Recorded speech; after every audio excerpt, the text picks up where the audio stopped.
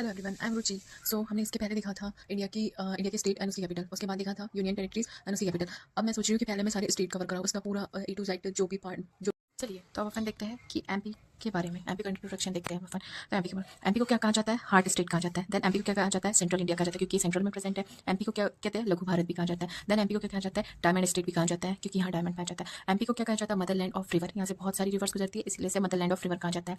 MP को leopard state भी कहा जाता है और एमपी को टाइगर स्टेट भी कहा जाता है। टाइगर की पॉपुलेशन इंडिया में सबसे ज़्यादा है इसीलिए इसे टाइगर स्टेट भी कहा जाता है। और एमपी को सोया स्टेट भी कहा जाता है। देखते हैं अब एमपी की कैपिटल। तो एमपी की कैपिटल क्या है? भोपाल है, सभी को पता है। इसकी समर कैपिटल क्या है? पचमढ़ी है। एंड इसकी कमर्शियल कैपिटल ऑफ स्टेट क्या है? इंदौर है। स्पोर्ट्स कैपिटल ऑफ स्टेट क्या है? इसकी इंदौर है। ठीक है, इसके बाद अपन कैपिटल देख ली, देन अपन देखते हैं इसका फॉर्मेशन। तो एमपी का फॉर्मेशन कब हुआ था? 1 नवंबर 1956 में हुआ था।